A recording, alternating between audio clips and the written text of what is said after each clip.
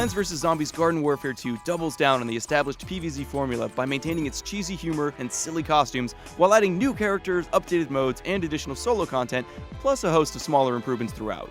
Most of this new material, particularly the extra characters, enhance the already enjoyable core experience, though the glacially paced progression and repetitive single-player component dampen the fun. The most noticeable difference for returning players is structural. The entire game now revolves around a playable hub area, with plants on one side, zombies on the other, and a contested area in between. There's also a decent amount of space around the edges littered with items to collect and secrets to uncover, including a few minigames that can easily devour more time than you intended. The hub area is not only loaded with plenty of pleasant diversions, it also provides some context that allows the rest of the experience to feel a bit more meaningful. Both sides have distinct personalities, and while their oddball rivalry may be thin, it's enough to make the action make sense. It's also an excuse to bombard players with puns and dad jokes, and how could you not love that? Beyond its narrative function, the hub world contains portals to all the various modes, including the cooperative Garden Ops Horde mode, the revamped online multiplayer component, and the brand new single-player campaign. Unfortunately, campaign might be too generous a description. Most missions send you on a fetch quest in the hub world or throw you into a Garden Ops match. Still, if you manage to grind through to the end of either team's story, you unlock a Blood Dragon-esque surprise that's pretty worthwhile.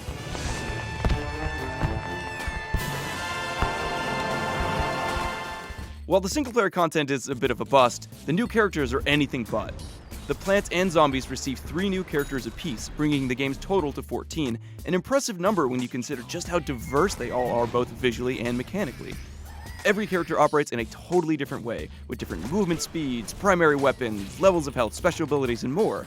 And crazier still, there are 110 mechanically distinct variants total. Each base character also embodies a specific archetype, like tank or sniper, so the newcomers help better balance both teams. Every character seems to have a counter character. If you're getting dominated by someone, there's generally a combatant you can swap to in order to gain the upper hand.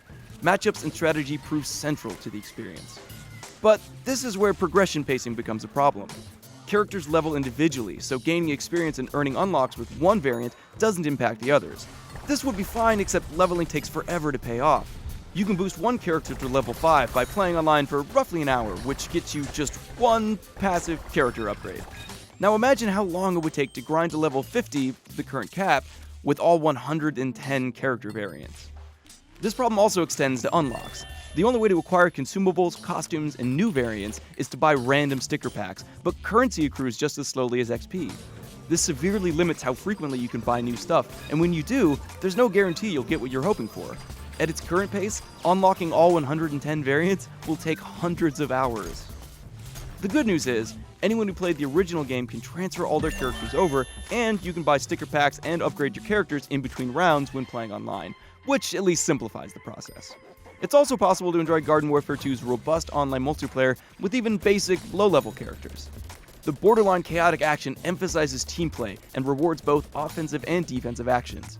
I did find myself missing certain shooter hallmarks like sprint, crouch, and basic melee options, but the shooting still feels tight and satisfying.